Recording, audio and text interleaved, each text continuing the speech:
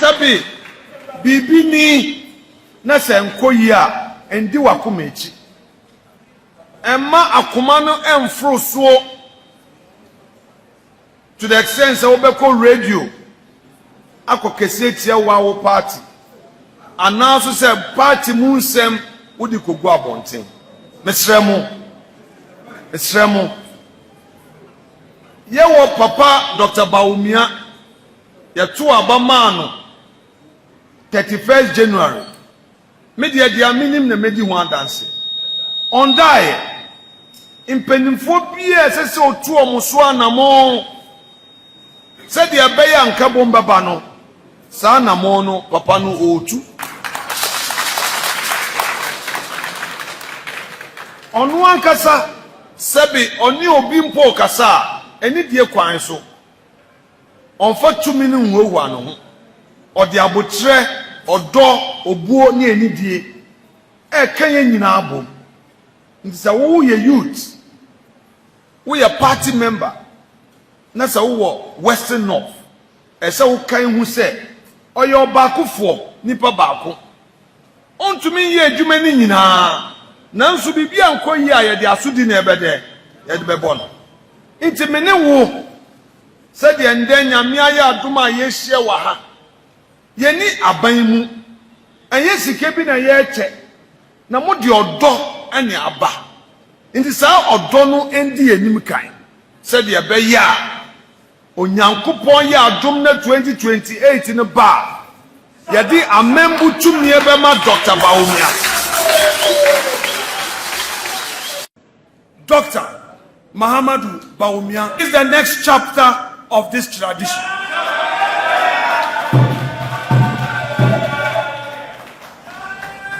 I repeat, whether you like it or not, Dr. Muhammadu Bawumia is the next chapter of this tradition.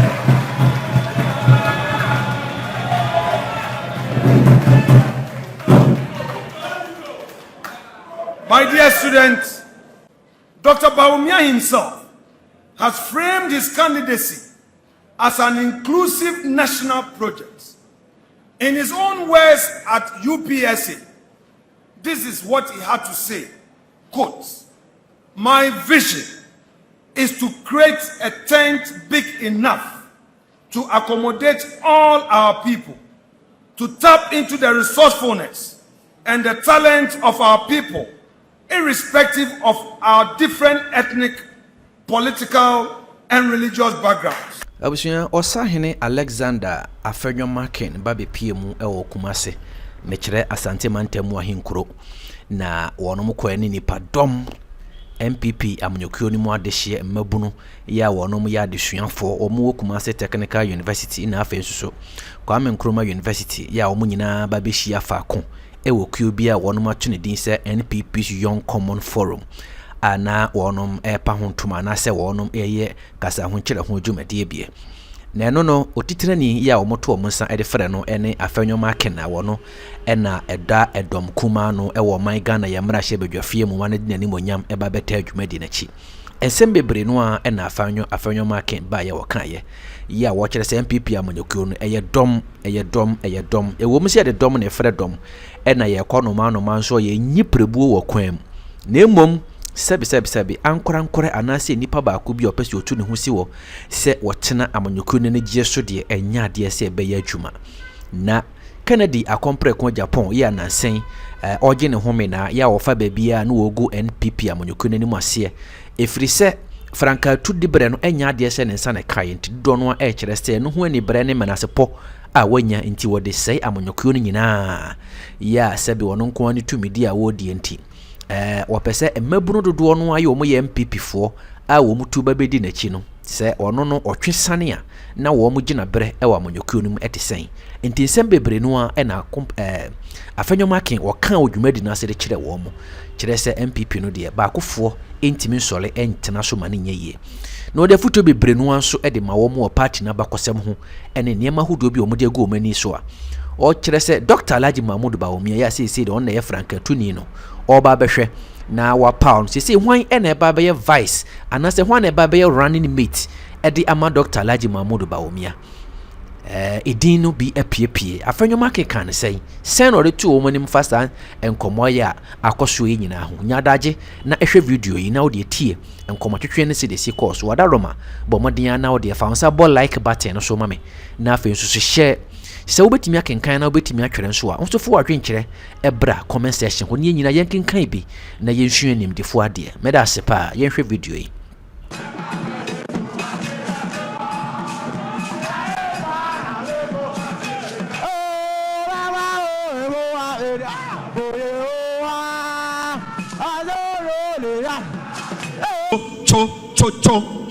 Cho boy.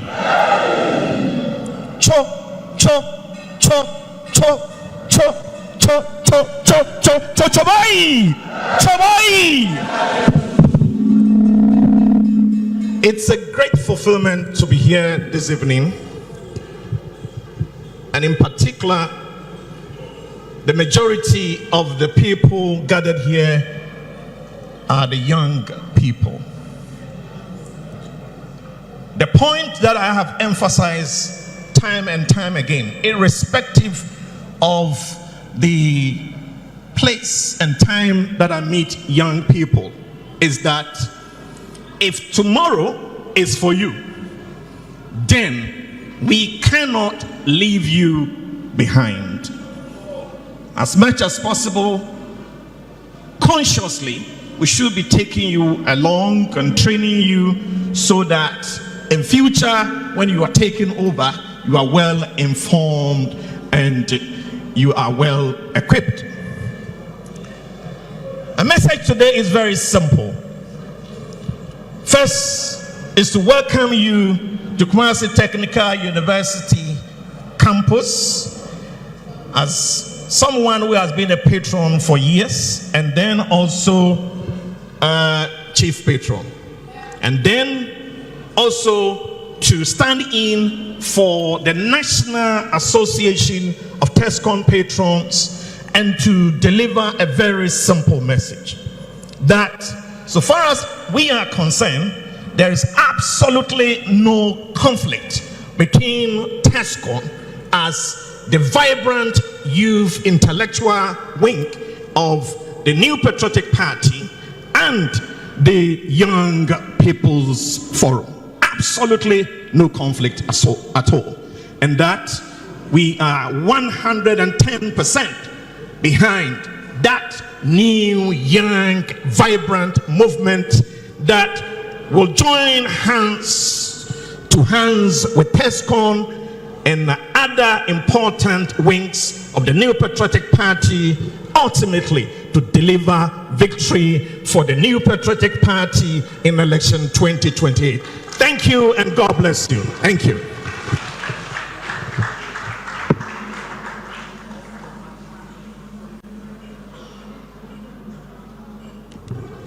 Thank you very much, Mr. Isaac Brobe. Ladies and gentlemen, permit me to do some few introductions of our dignitaries gathered here. So please, when I mention the individual's name, you kindly applaud the person. Are we good to go? All right. In no particular order, we have seated amongst us Honorable Kwame Ayimedu Enchi, the MP for Asante Achim Central. Thank you very much, Honorable, for gracing this occasion with your presence. We also have amongst us Honorable Kofi Amankwa Menu, the MP for Echima Kwawoma. Thank you so much, sir. We also have the MP for Mampong, Honorable Kweku Amprechum Sapon.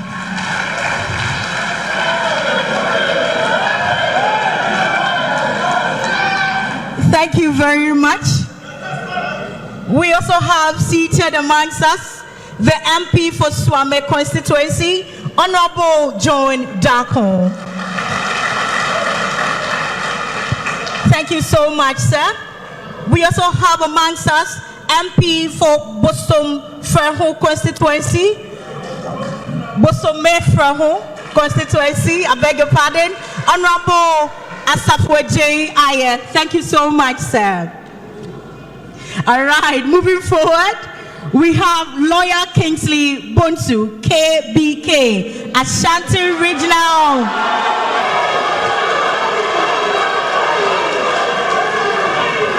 All right, sir, the Ashanti Regional TESCON patron, and of course the Meshia South constituency's second vice chairman. Thank you so much, sir.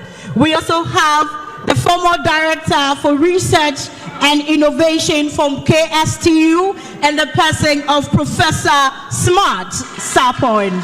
Thank you so much, sir.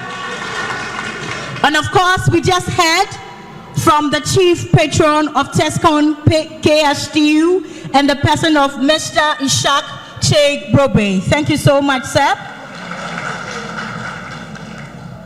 We have seated amongst us Dr. George Dumfet, the Senior Research Fellow from University of Ghana.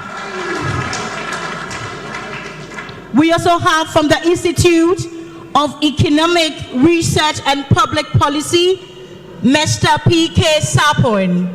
Thank you so much, sir. All right, we have a research fellow also seated amongst us from the Institute of Economic Research and Public Policy and the person of Nana Yao Fiankon.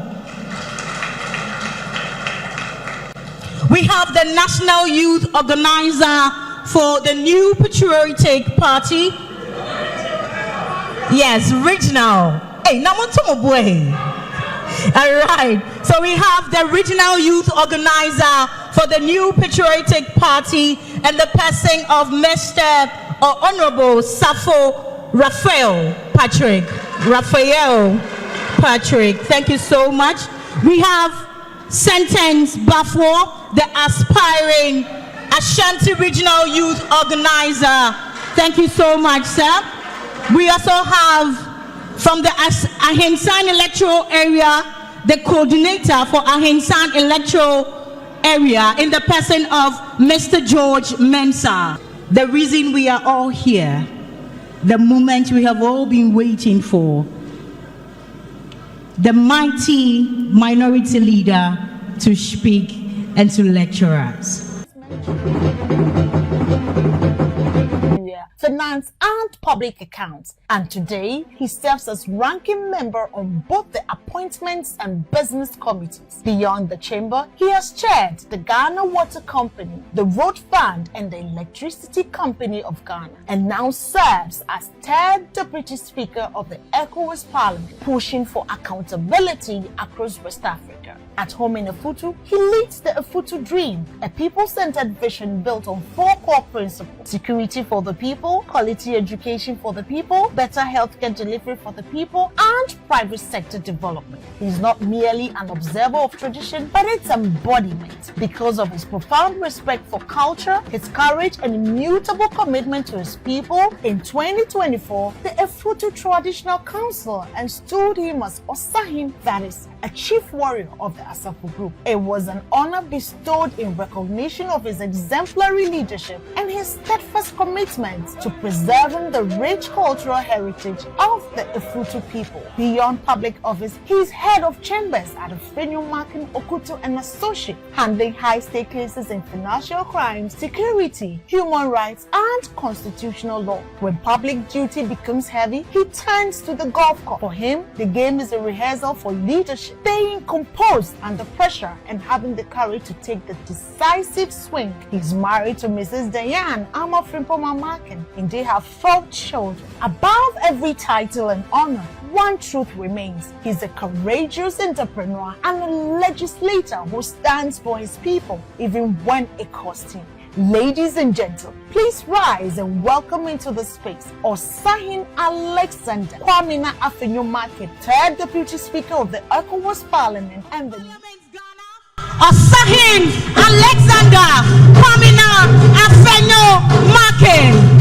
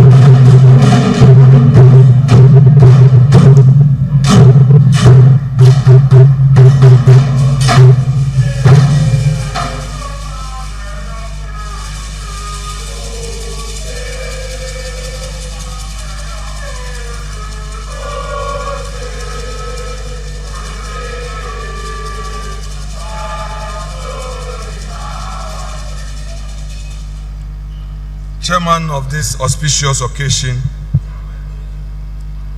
respected colleagues from Parliament, Honorable Kwame Anyimedu Entry, Chair of the Constitutional and Legal Affairs Committee of Parliament, Honorable Amprechum, Ranking Member, Lands and Natural Resources, Honorable John Daku, Counsel to the Caucus, Honorable Amankwa Menu, Deputy Ranking, Defense and Interior, and Honorable Asafu Ejei, Deputy Ranking, Foreign Affairs Committee of Parliament. The Executive Director and Directors of IERPP, respected members of the academia here present, our hard-working regional executives, New Patriotic Party, TESCON leaders and student leaders, my dear students, invited guests, ladies and gentlemen, it is my distinct honor and high privilege to stand before you to deliver this lecture on an occasion of such great significance, the inauguration of the Young Commons Forum, Kwame Nkrumah University of Science and Technology, and Kumasi Technical University chapter, and the swearing in of its pioneer executives. Today, as we conduct this duty, we are, as the theme of the occasion provides, quote, honoring the foundations, the building the future, the Dankwa Dombo Buzia legacy as a blueprint for modern prosperity. At its foundation, a founding declaration was made on the 4th of August, 1947, at Salt Pond. Quote, we, the chiefs and the people, through our delegates assembled in conference at Salt Pond, claim for ourselves and the people of the Gold Coast the rights of liberty, equal rights, free trade, and the inalienable rights of all persons to liberty and property, governed always under the rule of law. End quote. On such an occasion, this does not go by any mere thoughts or chance. It is the product of long hours of preparation and genuine commitment to nurturing the next generation of leaders, and for that they deserve our sincere appreciation, those who lay the foundation. Having said that, let me commend the IERPP executives, who are a group of center-right thinkers and who felt that they must put this together to work hand in hand with TESCON, so that you, the students, are able to understand the very foundations of our center-right ideology.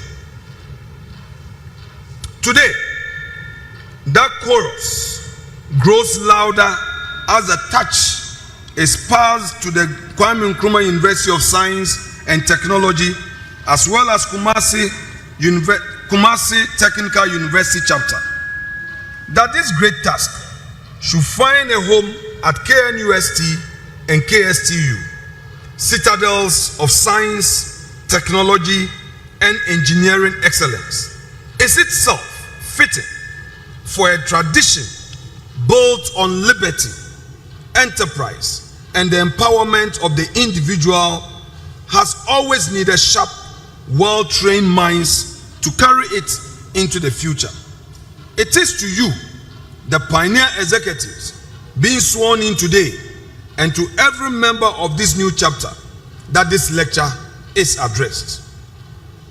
My dear students, every nation that has built lasting prosperity has done so by standing on a foundation laid by those who came before. Ghana is no exception. To understand where this country can go, we must first understand the road by which it has traveled and the men whose convictions paved that road. Today's lecture is an act of historical remembrance and political education. It is also, I will argue, an act of practical relevance, because the ideas that inspired the founders of the United Gold Coast Convention, the United Party, and ultimately the New Patriotic Party are a living inheritance, a set of working principles that have been tested in opposition, tried in government, are now being offered afresh to the Ghanaian people through the candidacy of Dr. Mahamudu Bawumia. My dear ladies, hello. Ladies, we need what about? Hello, my dear. Pause. Sit quietly. Okay? Yes, the water should have been shared earlier.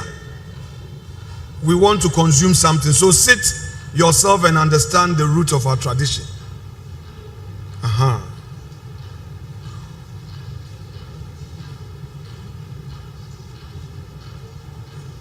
I take it again.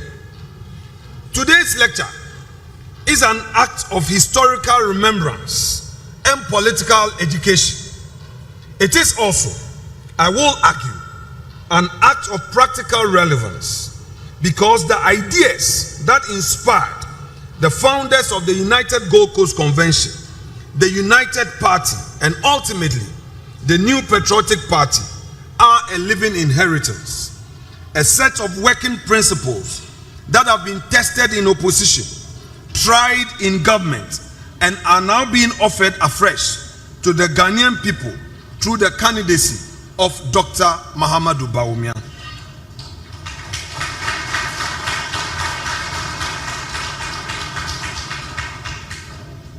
The theme, honoring the foundations, building the future, the down.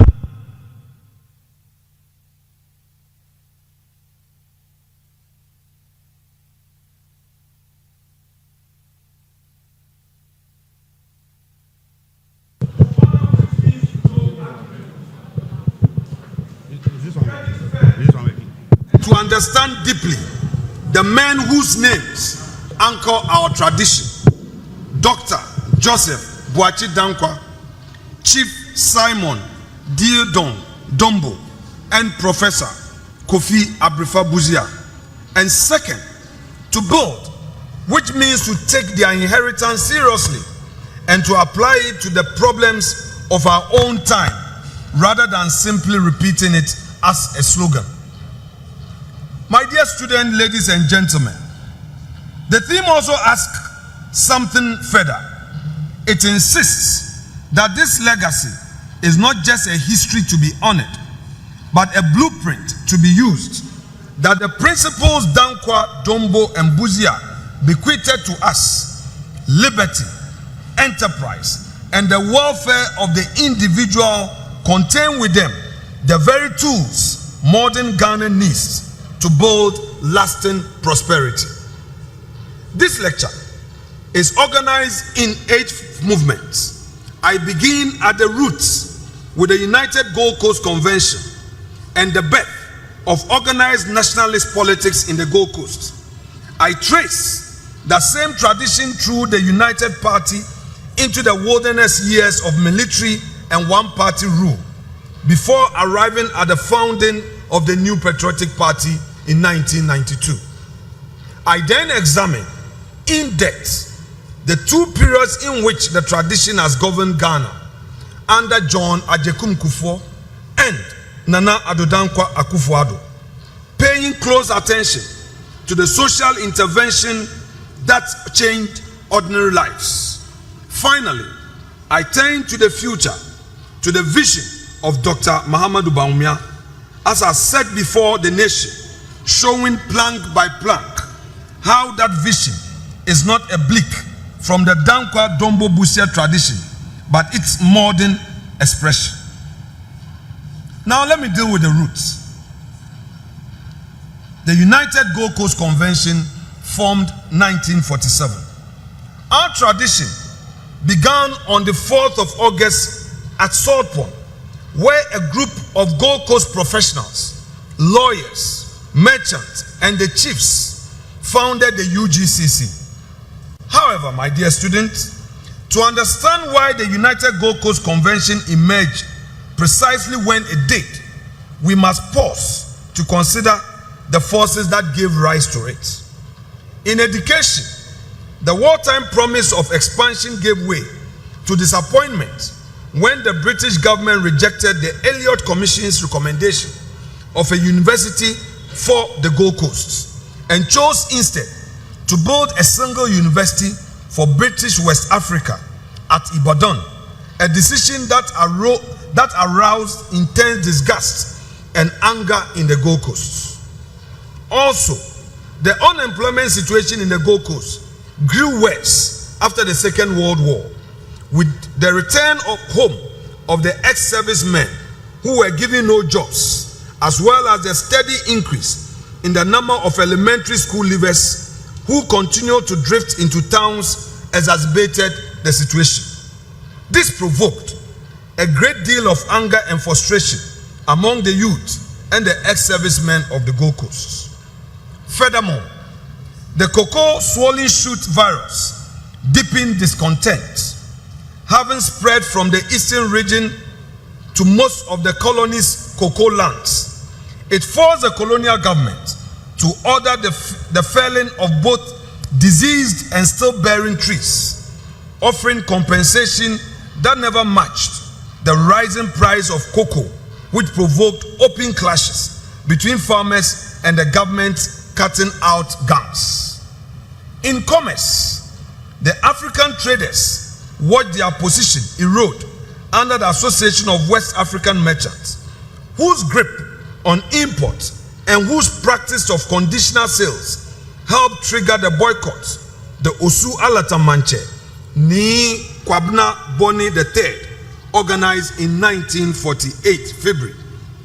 Politically, the Burns Constitution of 1946, though praised in London as the first in British West Africa to give Africans a legislative council majority, in practice handed most African seats to chiefs chosen through traditional councils rather than to elected representatives, a structure the intelligentsia at the time, the ex-servicemen, and the youth experienced not as self-government but as indirect rule revived. These groups turned against the chiefs as well as the colonial authorities. Indeed, the Western Commission went as far as to report that they found, quote, an intense suspicion that the chiefs are being used by the government as an instrument for the delay, if not for the suppression of the political aspiration of the people, end quote. My dear students, members of the academia, ladies and gentlemen, it was against these and many other grievances that exactly 50 years after the formation of the Aborigines Right Protection Society, the UGCC was formed.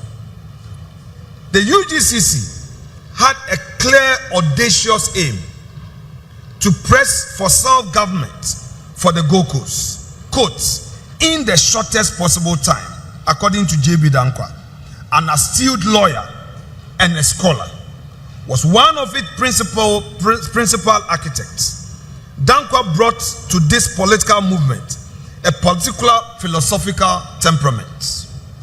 Trained in law and philosophy in London, he had already founded a newspaper, the Times of West Africa, and served for a decade as Secretary General of the Gold Coast Youth Conference, a forum that incubated the political consciousness of a rising generation. He sat on the colony's Legislative Council from 1946. By the time the UGCC was formed, Dankwa was widely regarded in the West of the Washington Commission that investigated the 1948 Accra riots as, quote, the doyen of Gold Coast politics, end quote. It is important in honoring this foundation honestly to resist two temptations. The first is to flatten the UGCC into mere elite conservatism, a distortion its rivals found convenient. The second is to romanticize it as a finished ideology. What the UGCC actually represented was a political tradition of how a nation earns its freedom through constitutional means, through the rule of law, through the patient building of institutions, and through an unflinching insistence on the dignity and capability of the African to govern himself. Dankwa's vision, therefore, was never freedom for its own sake. It was freedom as a necessary condition for what he would later call a property-owning democracy. A Ghana in which Ghanaian government first duty was to liberate the energies of the people so that they might build, own, and prosper by their own enterprise. It was Dankwa and the UGCC leadership who in 1947 invited Kwame Nkrumah, who was in London, to return home and serve as the party's general secretary. The invitation will prove momentous and also the source of the first great fracture in Gold Coast nationalist politics. Nkrumah's impatience with the UGCC's gradualism and his preference for a more radical mass mobilization approach led him to break away in 1949 and form the Convention People's Party.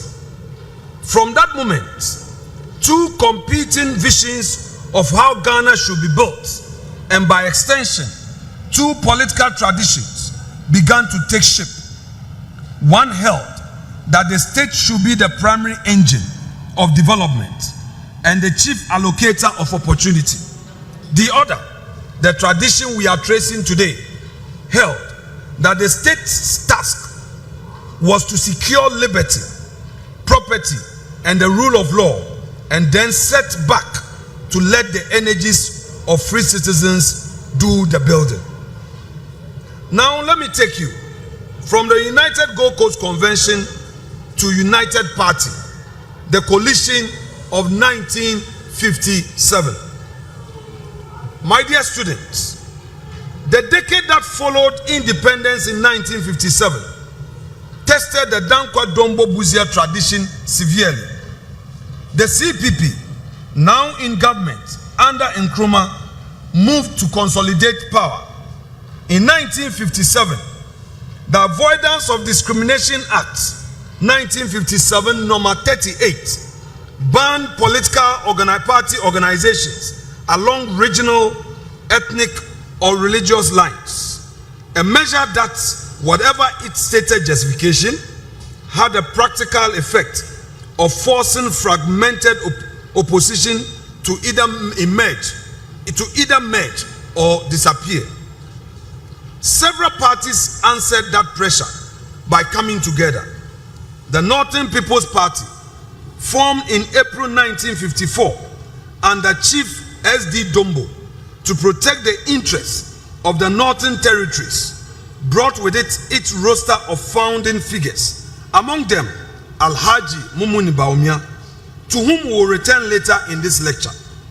The National Liberation Movement, founded in Kumasi in September 1954 by the Asante-Hini's senior linguist, Bafo Osei Akoto, in protest at the CPP's cocoa pricing policy, was joined the same year by Professor Kofi Abrifo-Buzia, whose own Ghana Congress Party had performed poorly at the polls.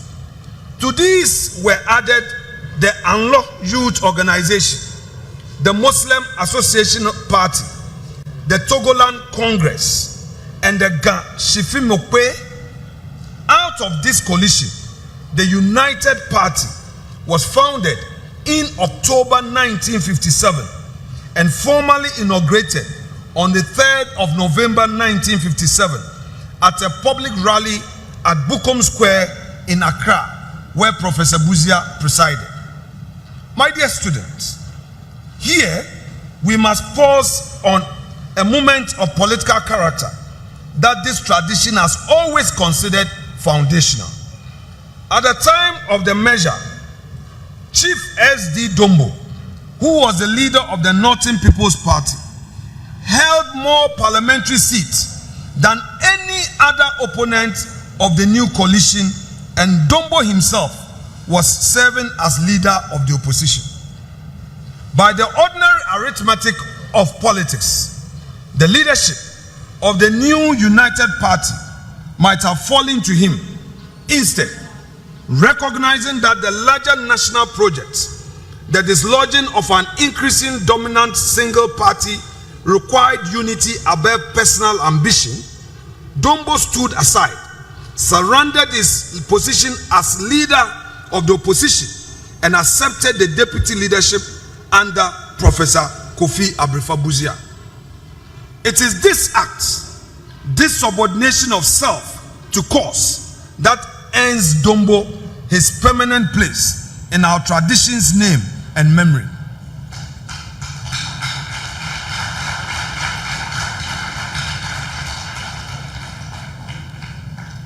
Within this tradition, therefore, I dare say that Dombo remains the standard bearer of a simple but profound principle, that the cause must always outweigh any man. I repeat, that the cause must always outweigh any man.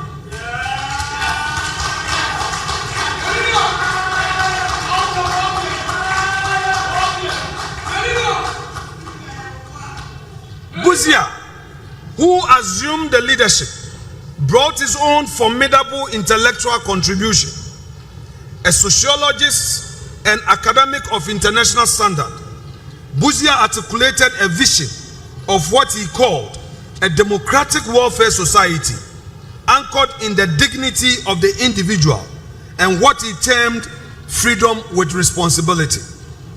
He insisted against the prevailing winds of state-led socialism that there can be no meaningful democracy if the vast majority of the people live in poverty, but equally that poverty could not be abolished by concentrating power and property in the hands of the state.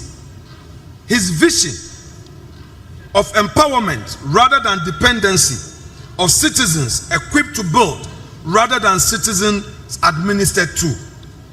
It is worth pausing here on this occasion that brings together young people from every region, every ethnic background, and every faith under one forum to recall precisely how Bawumia understood the demands of genuine democracy.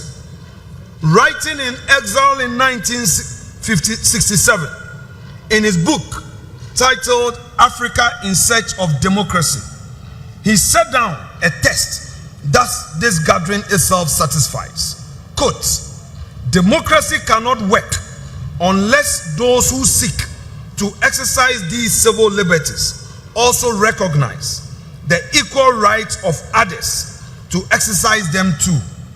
They must recognize the rights of others to think differently and to choose differently, end quote.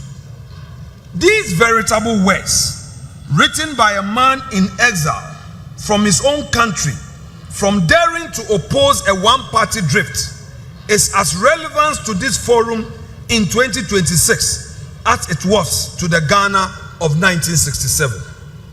A forum such as this one can only be a genuine commons if it is built on exactly the principle, the right of every member to think and choose differently while still belonging fully to the same house. Therefore, my dear student, it is from Danqua's UGCC philosophy, from the unifying spirit of 1957 merger, from Dombo's selfless and unifying leadership, and from Buzia's democratic warfare thought, that this tradition takes its full name, the Dankwa Dombo Buzia tradition.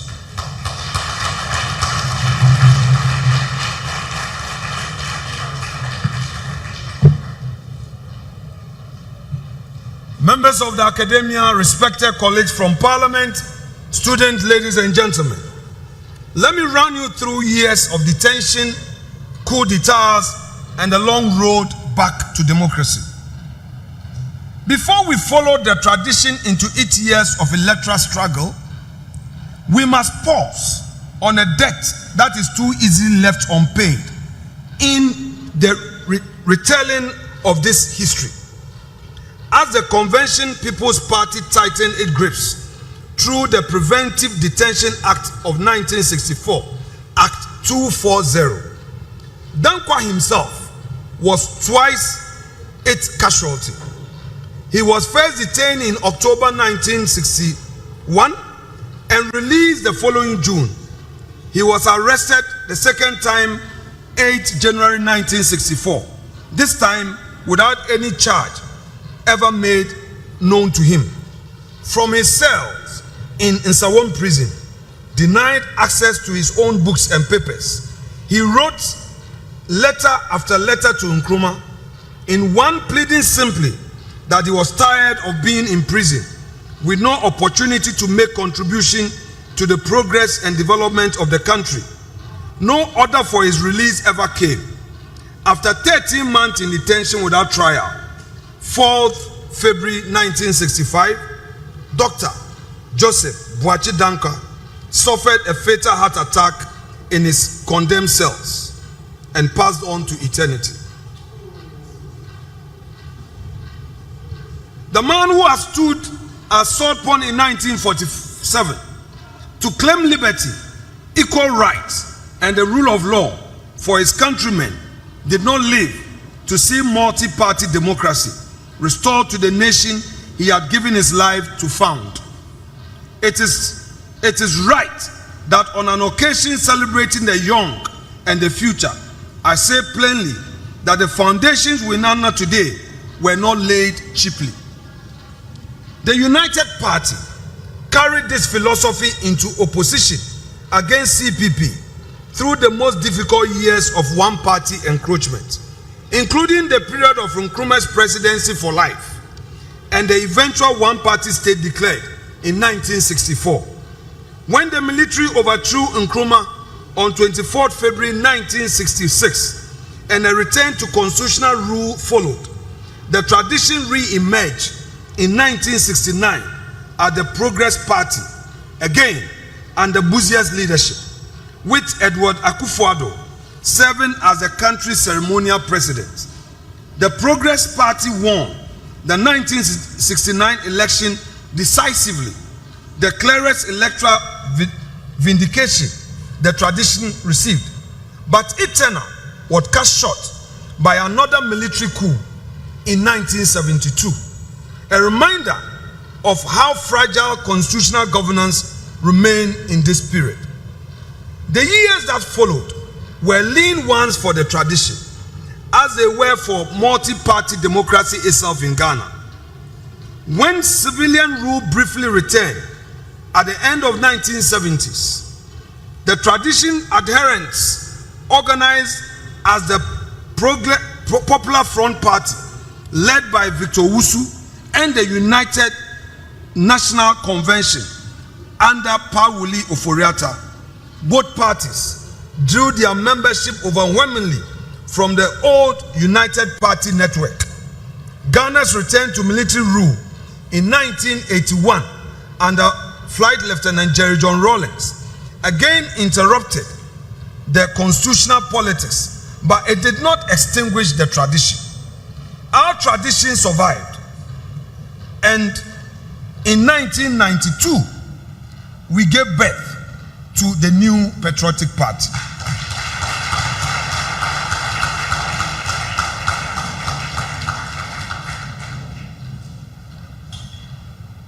Before the party was birthed, it began.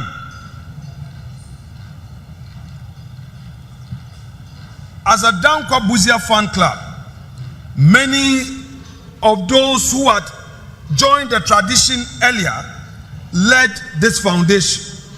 Names like B.J. Darocha, Professor Edubuahin, John Agyapong Kufuor, Nana Addo Dankwa Akufo-Addo, and many other prominent minds came together, and eventually on 28 July 1992, they revived the tradition with the blessing of prominent men like Victor Owusu under the new name we celebrate today.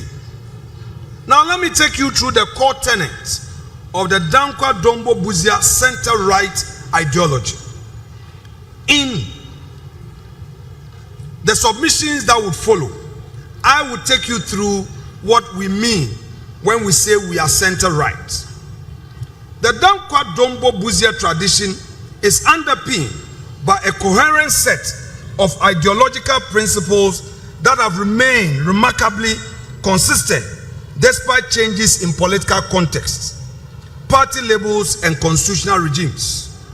These core tenets include the following: liberal democracy and constitutionalism. At the heart of our tradition is a firm commitment to liberal democratic governance anchored in constitutional rule, separation of powers, and the protection of fundamental human rights. From Dankwa's early advocacy for constitutional government under colonial rule to Buzia's emphasis on parliamentary democracy in the Second Republic, the tradition has consistently rejected authoritarianism and arbitrary rule. Our philosophy also celebrates the rule of law, human rights, and individual liberties. Following this is democratic governance, decentralization, and pluralism. We are also known as the champions of free market economy and capitalism. Economically, this tradition favors a private sector-led development, market-oriented policies, whilst recognizing a regulatory role of the state. It rejects state-dominated economic models in favor of an enabling environment in which individual initiative, entrepreneurship, and competition can thrive.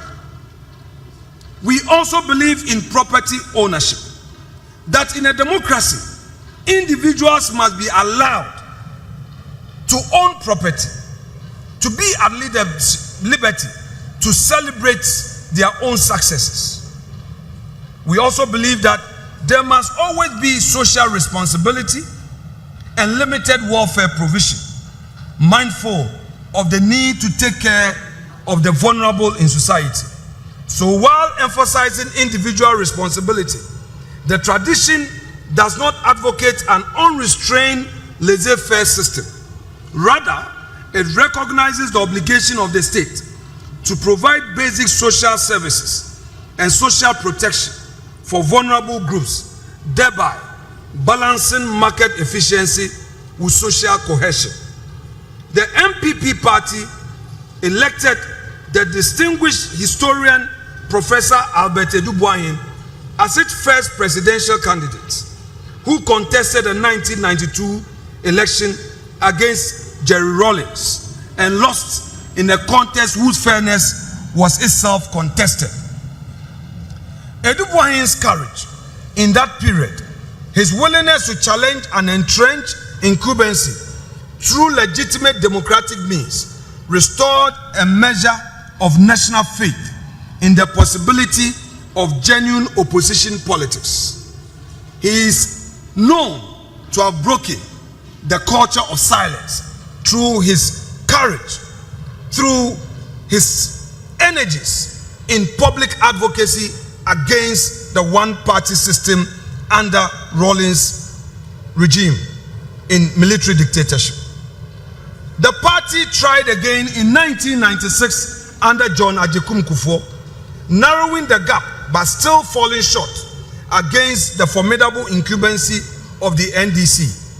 In the year 2000, John Agyapong Kufuor defeated Professor John Evans Atta Mills in an election that marked for the first time since 1969 a return to power for the Dankwa Dombo Buzia tradition through fully competitive democratic means.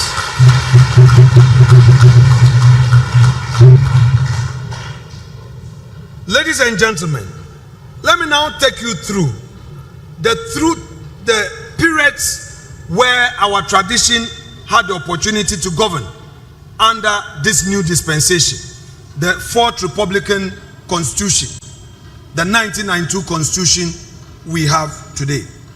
So our tradition in government and in motion. Kufuor spent 8 years in office. The first sustained opportunity in the era of competitive multi-party democracy to translate our philosophy into the daily lives of the Ghanaian people. What is striking, looking back, is how directly his flagship policies express the tradition's oldest conviction that the state exists to remove the barriers that prevent ordinary citizens from building a dignified life for themselves and their families. I begin the health sector. Before Kufuor came into office, we had what we call cash and carry.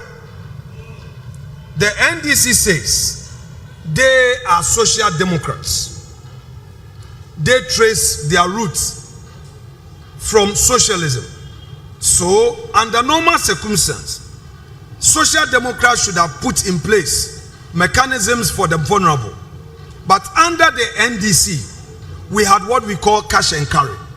It was J.A. Kufuor who introduced a national health insurance policy in 2003.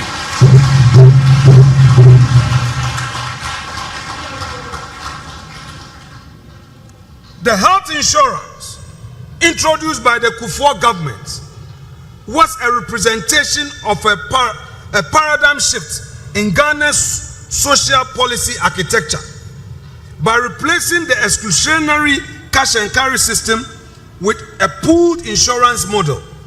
The state reduced the economic barriers to healthcare access for millions of Ghanaians. And by way of education, in Parliament back in the days, the NDC said, even in the United States, mighty America did not have health insurance. Therefore, the health insurance policy will fail. But today, they are the ones who are enjoying it.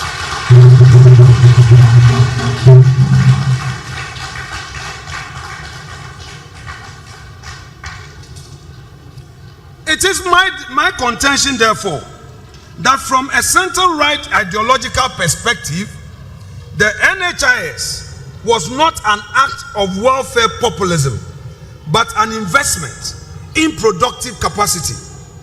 Access to healthcare strengthens human capital. Health is a prerequisite for self-actualization, labor participation, and entrepreneurial activity. By safeguarding individuals from catastrophic health expenditure, the NHIS enhanced economic security, reduced vulnerability, induced poverty, and enabled citizens to engage more fully in economic life. A healthy population is better positioned to work, innovate, and accumulate assets, the core features of property-owning democracy. In this sense, the scheme operationalized a center-right philosophy that social protection should empower the individuals to function effectively within the market, not to withdraw from it. Now, capitation grants, free compulsory universal basic education, and school feeding. Ladies and gentlemen, I again submit that it was Kufuor's administration that for the first time in the history of our country, under the Fourth Republic, declared and made basic education free from kindergarten to JHS 3.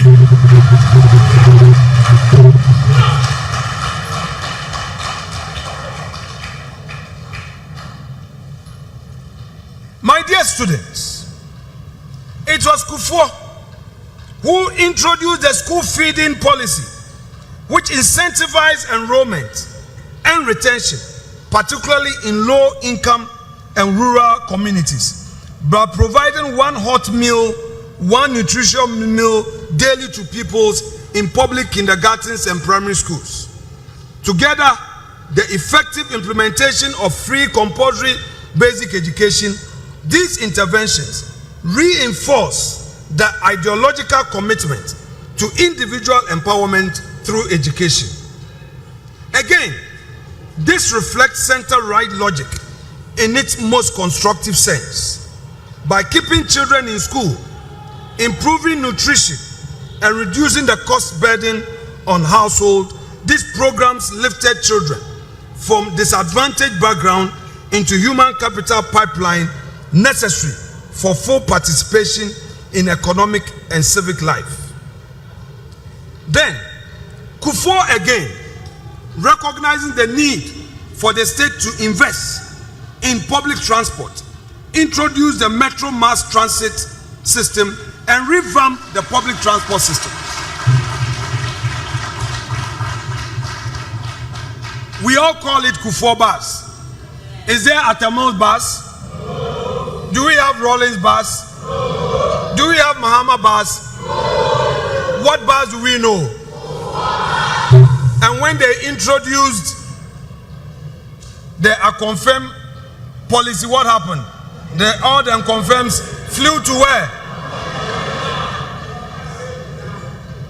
So I contend, therefore, that the NDC has no single social intervention program introduced by them and implemented successfully since they first ever had a chance to govern this country. They have none.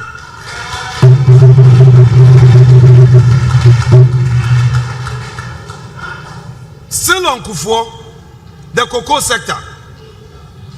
It was Kufuor who introduced the mass spraying policy and invested in agriculture, supported our farmers, and for the first time in the history of our country, cocoa harvest and cocoa production increased to 1 million tons.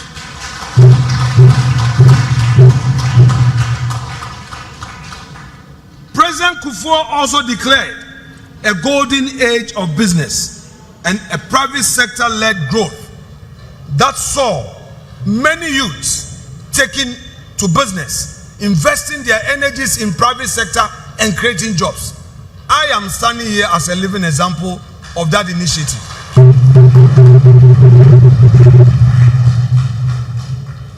And I must cite this example to you.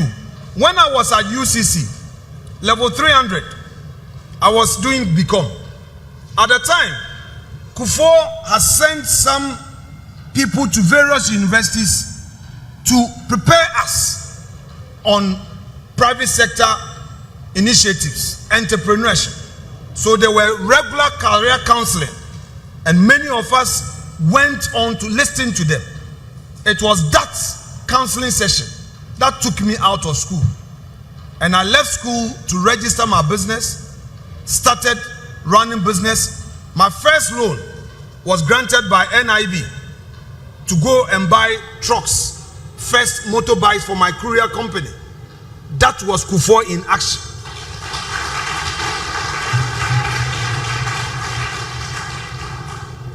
Many businesses benefited because it is a private sector that created the opportunity, not public sector bureaucracy. Kufuor also undertook social security and pension reforms that benefited the aged and the elderly.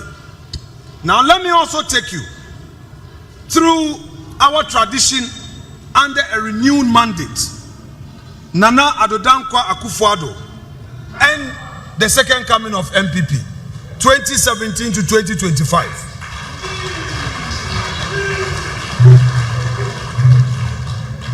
Ladies and gentlemen, as I've already submitted, Kufuor's presidency established that this tradition could govern competently and compassionately. The presidency of Nana Addo Dankwa Akufo-Addo carried the inheritance forward by a tie of blood as well as conviction. Akufo-Addo's own father, Edward Akufo-Addo, a member of the UGCC, who later served as Chief Justice and later the country's ceremonial president from 1970 to 1972 under Professor Buzia's premiership.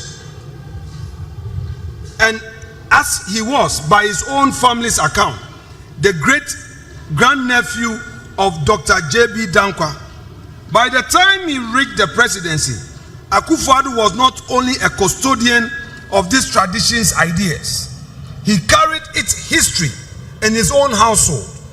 His presidency sought to extend that inheritance further still into secondary education, industrial transformation, and structural diversification of the Ghanaian economy. The famous, the unmatched, the second to none free SHS.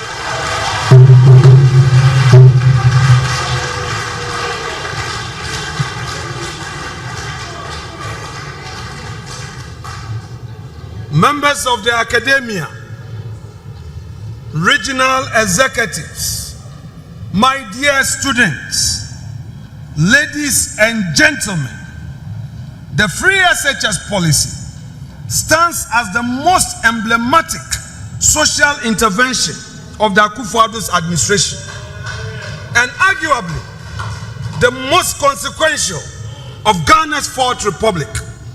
By removing financial barriers at the secondary level, the policy expanded access to education for thousands of students from low-income households who would otherwise have been excluded from secondary education. In doing so, it did not only increase enrollment figures, it widened the pipeline of opportunity. This intervention transformed education from a privilege of birth into a function of talent and effort, thereby democratizing access to what he had been, an elite knowledge economy. Education within the Dankwa Dombo Buzia Center right conception of a property-owning democracy is the primary instrument through which individuals develop their talent, enhance their productivity, and acquire the capacity to participate meaningfully in economic life. Free SHS, therefore, represent not a departure from our center-right philosophy, but its practical fulfillment, empowering individuals with the human capital necessary to become economically self-reliant. In center-right terms, free SHS is best understood not as consumption spending, but as human capital formation on a national scale with long-term returns in productivity, innovation, and social cohesion.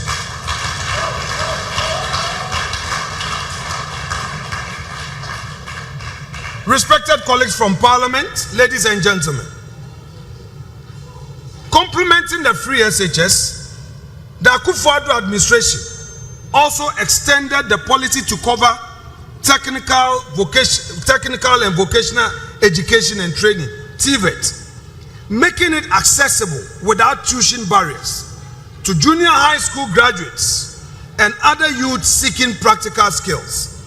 This expansion reflects a center-right developmental philosophy that values skills empowerment and productive inclusion, recognizing that formal education alone is insufficient to prepare individuals for competitive participation in a modern economy.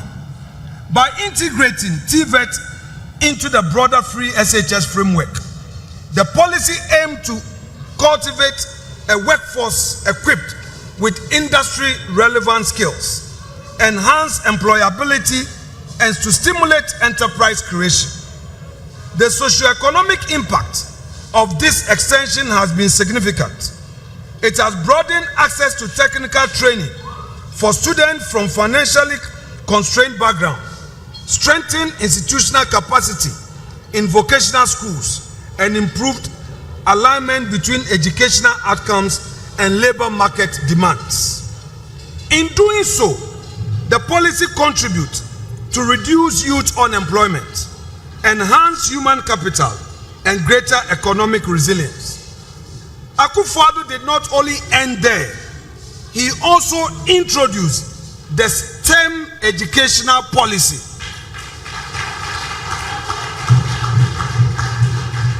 Science, technology, education, and mathematics was key as part of educational policy reforms. He set it up with the infrastructure, and today our friends are benefiting from it.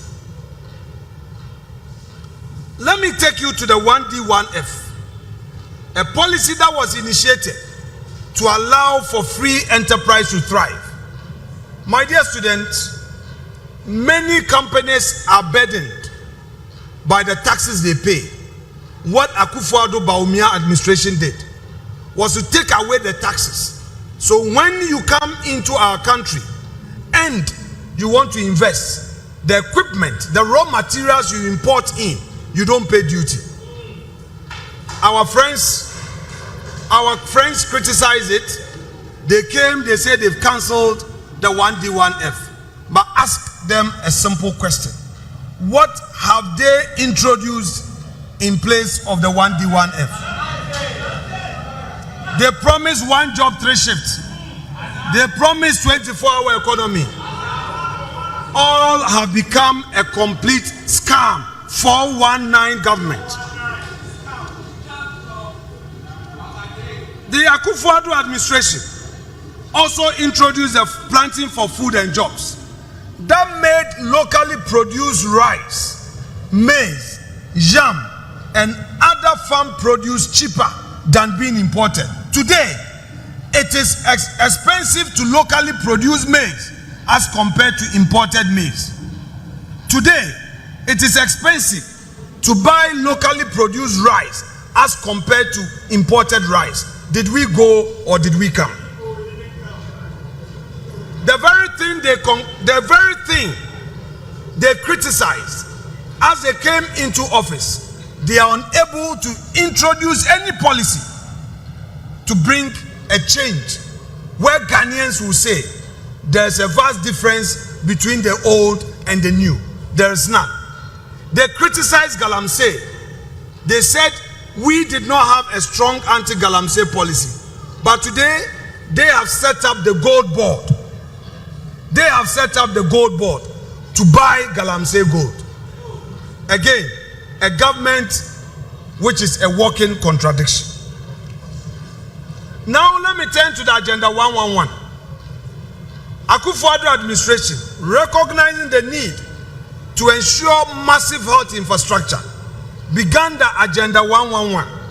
They came in, they've abandoned it. Recently, the chief of Doma Yinkro reminded them that it is important for them to complete the Agenda 111 hospitals than to say they are constructing 24-hour market, because market already exists in our communities. Ladies and gentlemen, let me conclude this lecture by turning to the future of our party and its tradition. Dr. Mahamudu Bawumia.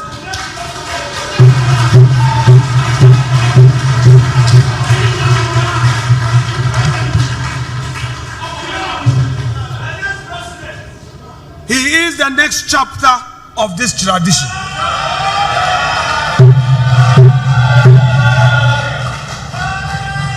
I repeat, whether you like it or not, Dr. Mahamudu Bawumia is the next chapter of this tradition.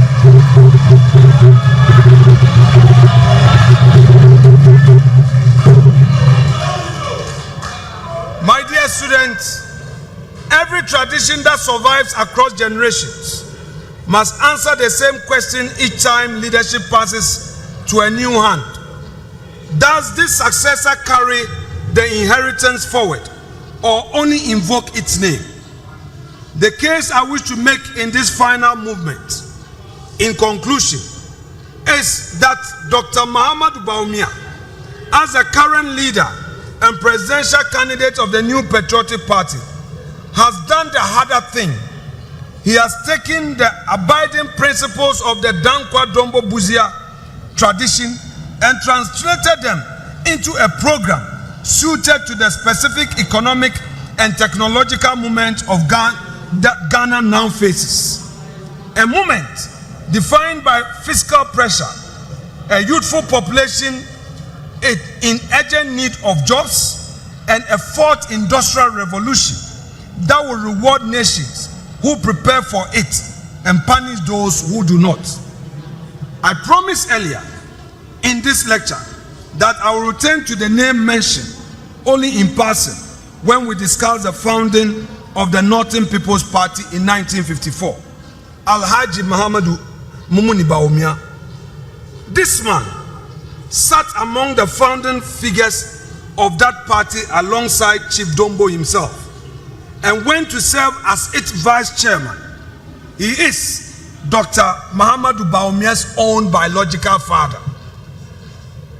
Therefore, Dr. Bawumia, who holds our flag today, is not new to this tradition.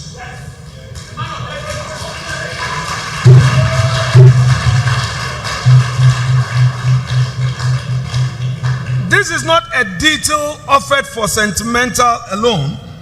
It means that the man now asking to lead this tradition into government is not merely an admirer of Dombo's example of selfless unity from distance of 70 years. He was raised in a household that carried that founding moment as a living memory. The chain we have traced this afternoon from Salt Pond to the Northern Territories Council to Bukom Square to the swearing in taking place in this hall today runs through his own name as much as through the party. Dr. Bawumia himself has framed his candidacy as an inclusive national project. In his own words at UPSA, this is what he had to say, quote, "My vision is to create a tent big enough to accommodate all our people, to tap into the resourcefulness and the talent of our people, irrespective of our different ethnic, political, and religious backgrounds. To channel our energies into building the kind of country that assures a food self-sufficient, safe, prosperous, and dignified future for all Ghanaians, to create sustainable jobs with meaningful pay for all, and for Ghana to participate fully in the fourth industrial revolution using systems and data," end quote. Two ideas hold this vision together. The first is the big tent, a Ghana that draws on the talent of every citizen without regard to ethnicity, faith, or party. Ladies and gentlemen, let me pause here to do some further explanation. Oftentimes, some critics, our adversaries, the propagandists, will tell you that NPP belong to a particular group of Ghanaians. I tell you that it is complete falsehood. Dr. Bawumia himself is not from any Akan tribe. Is not from a big tribe. He's a Mamprisi man. He's a Muslim. But the party did not say that because he's a Muslim and a Mamprisi, he doesn't deserve that honor. The party says that because of his hard work, because of his loyalty, he should lead the party. So if you are a student,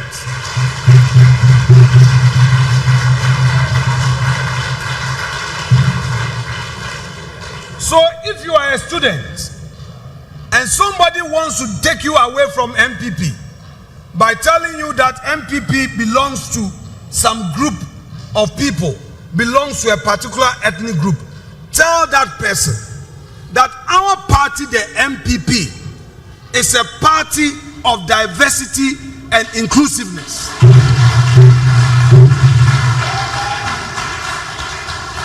That our party is a party for all tribes, all ethnic groups, all religions in Ghana.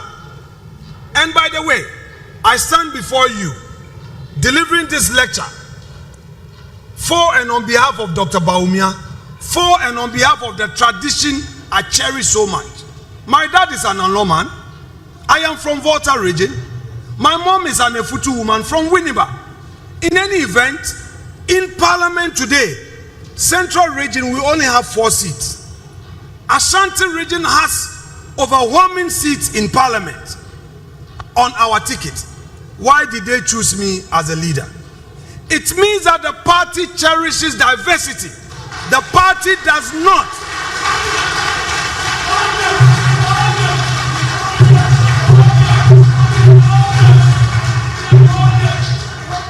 The party does not say, because you belong to Volta region, because you belong to a small community in Efutu, Winneba, we want a majoritarian group to lead the party. Our tradition offers equal opportunity. So my dear student, the right place to be, the place to be is the New Patriotic Party.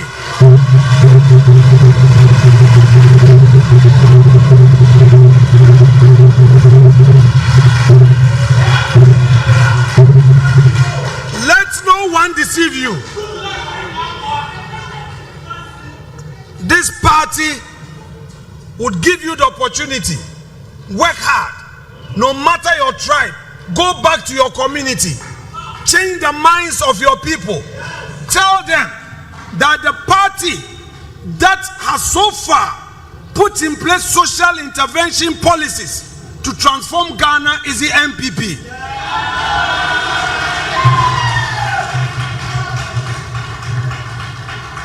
And by the way, the NDC in Parliament, they are 189, together with the independent candidates. But if it comes to,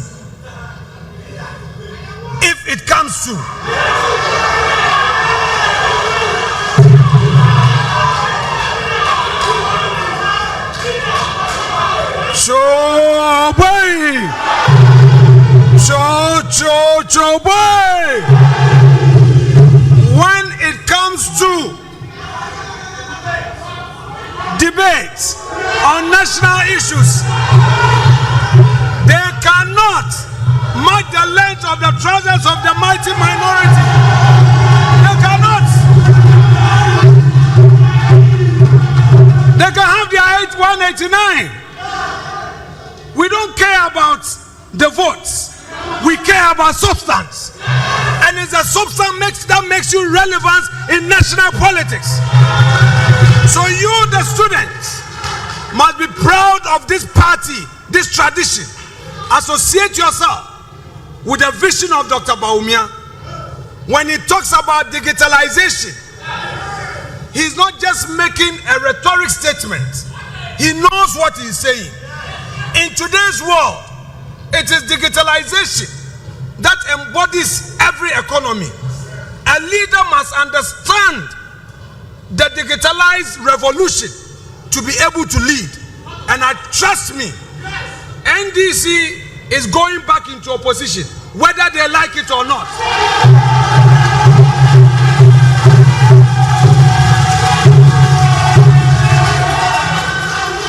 Oh yeah, Bawumia Baba. Oh yeah, Bawumia Baba.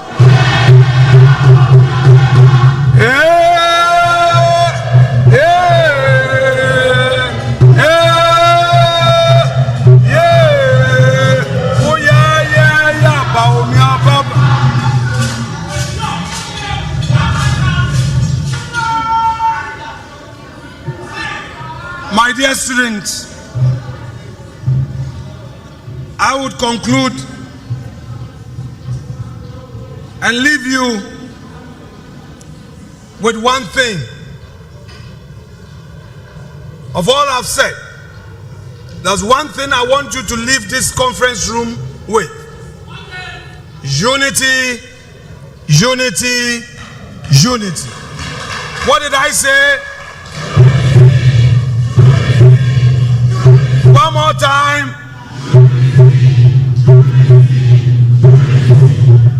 Let me attempt a little tree. Mamika tree kakra.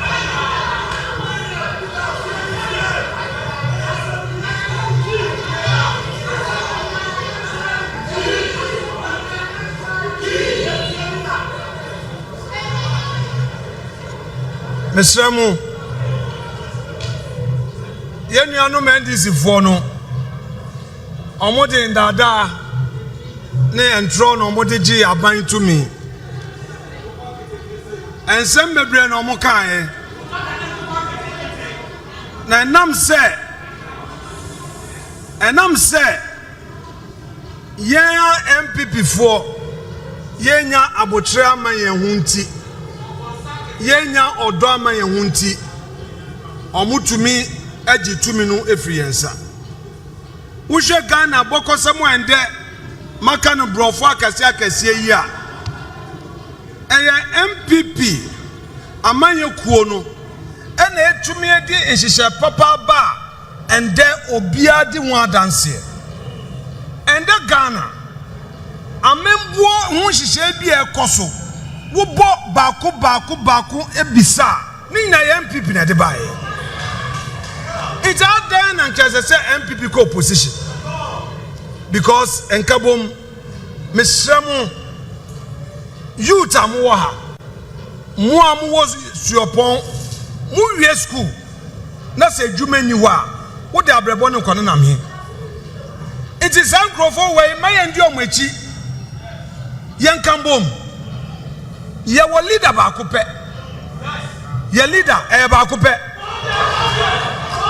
Gugudu Dr. Mahamadou Bawumia onu echi obi eni obio na mesremu moma unity no enye adwuma Cape Coast University Tescom omo aye ade kese bia me bom abaso me kotu omofo e ka kire omo so omo nkambom no mo ngina emma party ni na anyonyam. Last week, meeting some baby. Say a Tescon former president, you know. On no when we need SRC president. How are you this? So what it means in this students, you know, we will take over and ensure say your ideology no edge in our campuses. And on that chain. Mesramu sometimes media makosua social media ho ade kakra enti dia ya kire me wo school no me beka bibi kakra kire mo professor bi oba kire ma ade no say ebia no obi ekodidi watem e wo social media wo check here ebia just 2 likes ebia 0 shares obi ampon share Nkrofo mienu pe na wa den I like it na wubuefu na wuso udi eche wumbom na wo ye den wo spread it and sometimes obi ka asembo ni bi fa party ho anafa wunua bi ho a ma ni ndwem nko ebia na obi ampo ho ye na ye focus on Dr. Bawumia na ye fa nkunimdie ma no. And no be man oxygen because training now to no be anywhere to me stopping no. Me say obi anywhere obetu me stop training no. Enti no madam nyina se and dem menda nka mo wo mo bibi papa bi ye but enam se mo do party no enam se mo pese mo tie ya tradition no na bokosem ne dia etina ema mo nti. Look, up, down, full. We are in opposition. The future is bright. Thank you very much. God bless you. God bless the New Patriotic Party.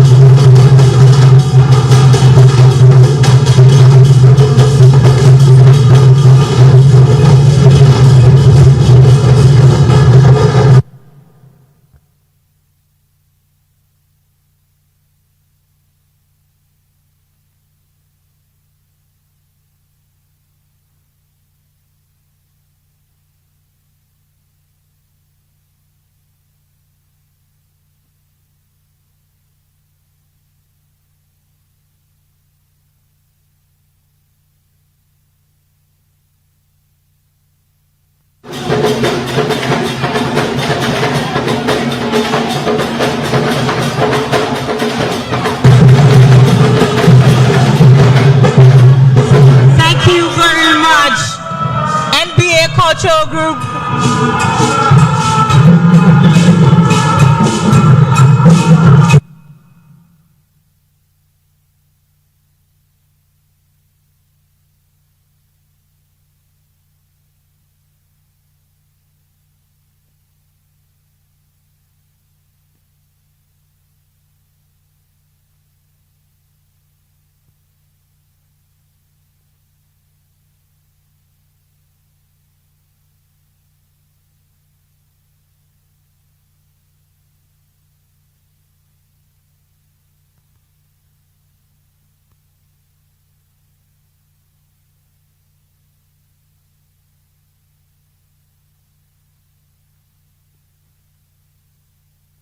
All right, thank you so much.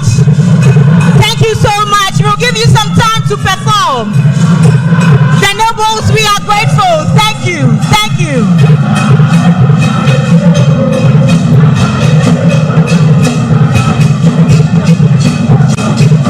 Thank you. Thank you. Thank you. Thank you.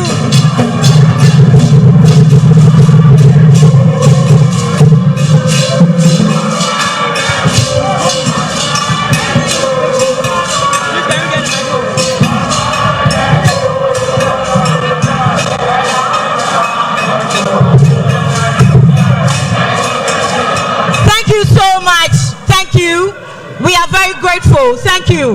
We will give you time to perform again. Thank you so much, the nobles. Thank you. Thank you, Adatra. Thank you. Thank you. Thank you. Please kindly be seated. Students, please kindly be seated. Kindly be seated. Please be seated.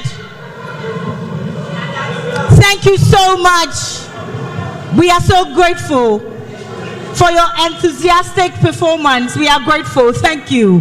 I promise you we'll give you some time to perform. I promise you. Thank you so much. All right.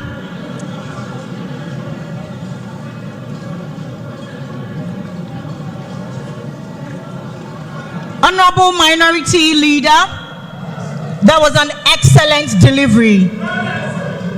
Please, can we put our hands together and honor this man once more for giving us our history and for intentionally letting us know that unity is power. We are so grateful, sir. Thank you so much. Moving on, I would want to acknowledge some few people who are seated amongst us.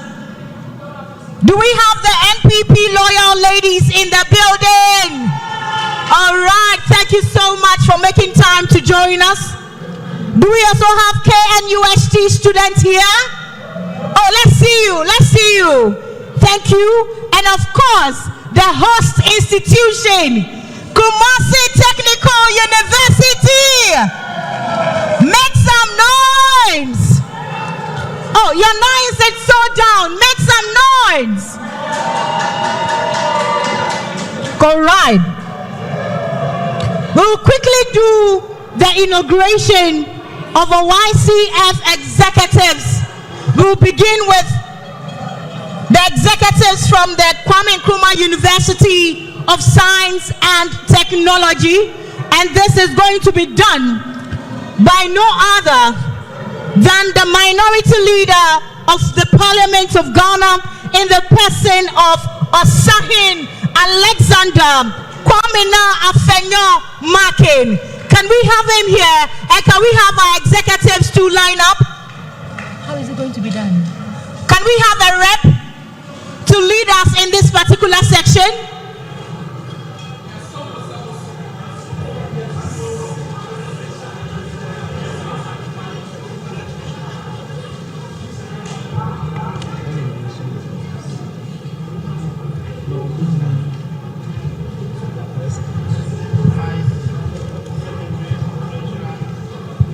So, President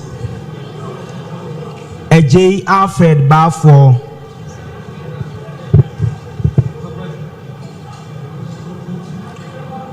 Vice President Marvin Amwakon, Organizer Williams Owusu-Forson, Secretary Tete Cecil, Financial Secretary Kofi Chei Danso, then Women Organizer or Women's Commissioner Asari Wendy Ejewa,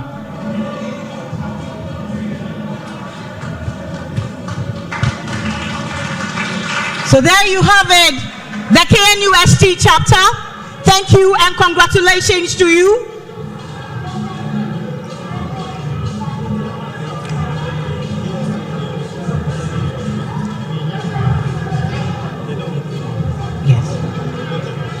Congratulations to you once again on your appointment as executives of the Young Commons Forum for KNUST.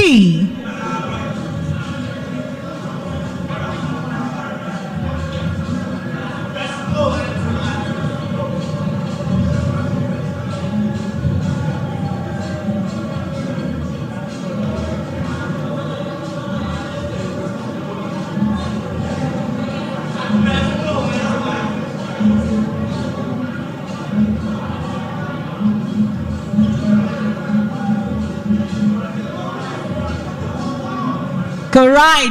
Congratulations to you once again. Can we have the Kumasi Technical University executives join us?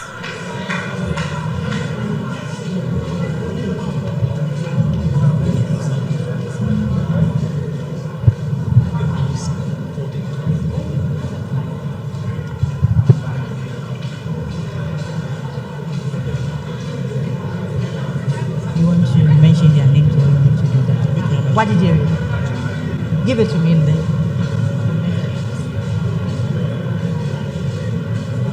Their names. All right, for KSTU, we have the following people for the executive. First, that's the president, is Stephen Appiah. Stephen Appiah. Then we have Bright Kwartin as the vice president.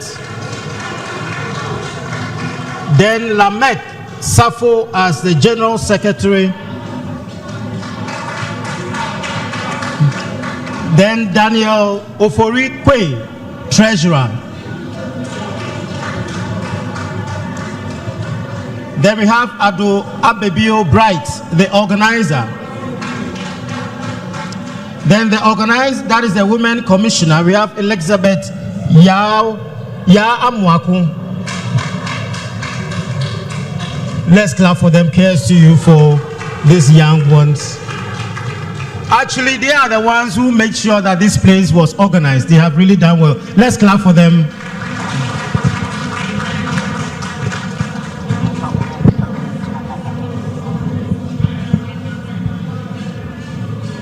Of course, we will take a group photo for memories.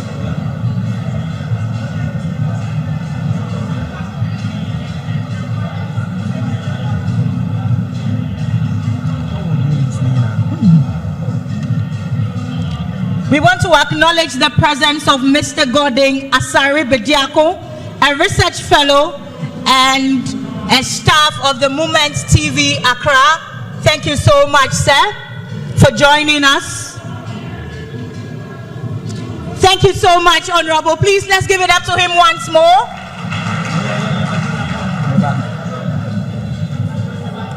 We also want to acknowledge our organizers for this graceful event.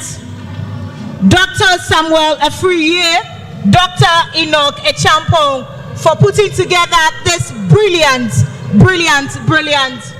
event.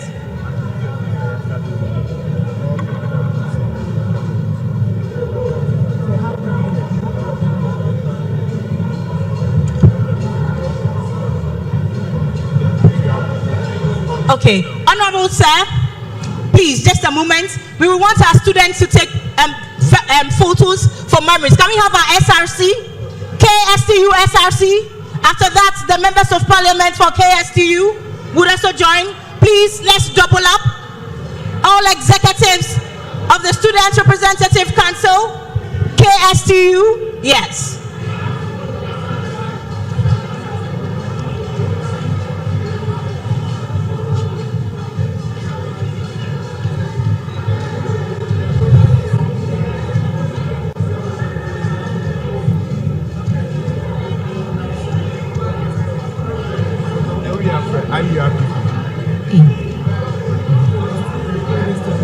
Okay, can we have the KSTU parliamentarians? TESCON executives, KSTU, please get ready.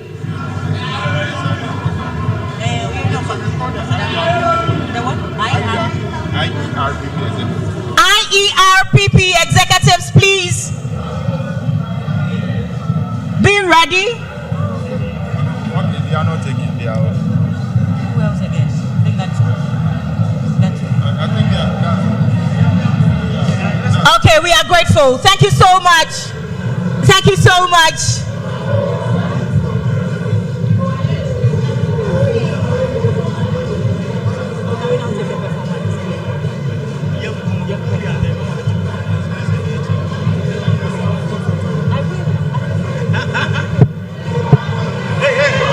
It's okay. Thank you so much.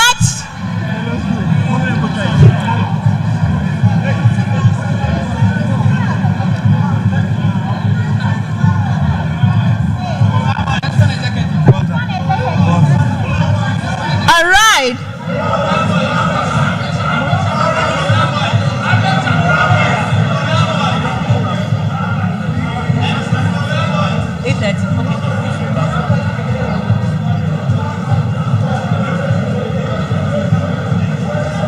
All right. Thank you. Thank you. Thank you.